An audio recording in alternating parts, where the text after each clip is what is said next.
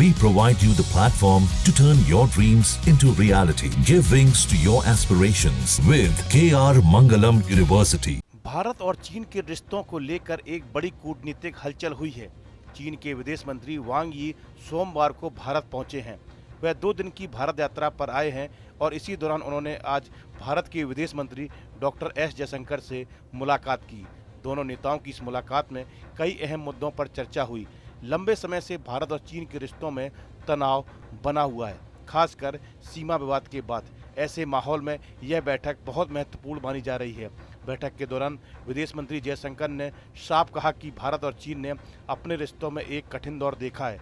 अब दोनों देश आगे बढ़ना चाहते हैं, लेकिन इसके लिए एक स्पष्ट और सकारात्मक दृष्टिकोण अपनाना जरूरी होगा। जयशंकर ने कहा कि दोनों देशों को अपने रिश्ते 3 बुनियादी बातों पर टिकाने चाहिए: आपसी सम्मान, आपसी संवेदनशीलता और आपसी हित। उनका कहना था कि मतभेद होना स्वाभाविक है, लेकिन इन्हें विवाद या टकराव में नहीं बदलना चाहिए। साथ ही प्रतिस्पर्धा भी किसी तरह की दुश्मनी में नहीं बदलनी चाहिए। विदेश मंत्री ने कहा कि दोनों देशों के बीच मतभेद विवाद नहीं बनने चाहिए। आतंकवाद के खिलाफ लड़ाई एक प्राथमिकता है। जयशंकर ने उम्मीद जताई कि बातचीत से भारत और चीन के बीच स्थिर, सहकारी और भविष्य के लिए अच्छे संबंध बनेंगे। यह संबंध दोनों देशों के हितों को पूरा करेगा और चिंताओं का समाधान करेगा। एक हफ्ते बाद शंघाई सहयोग संगठन के वार्षिक शिखर सम्मेलन में भाग लेने के लिए पीएम मोदी चीन जाएंगे। विदेश मंत्री एस जयशंकर के साथ हुई राष्ट्रीय सुरक्षा सलाहकार अजीत डोभाल से भी मुलाकात करेंगे।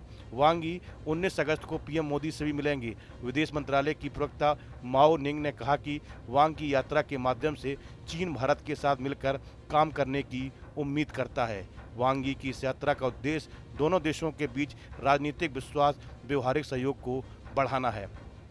वहीं चीन के विदेश मंत्री की यात्रा ऐसे समय में हो रही है जब भारत और अमेरिका के संबंधों में कुछ तनाव दिख रहा है। अमेरिकी राष्ट्रपति डोनाल्ड ट्रंप ने भारतीय वस्तुओं पर शुल्क को दोगुना कर 50% कर दिया है, जिसमें रूसी कच्चे तेल की खरीद पर 25% का अतिरिक्त जुर्माना भी शामिल है। ये का भारत दौरा साल 2020 में गलवान घाटी में हुई हिंसक झड़पों के बाद गंभीर तनाव में आए दोनों देशों के संबंधों को फिर से सामान्य बनाने की दिशा में बड़ा कदम है।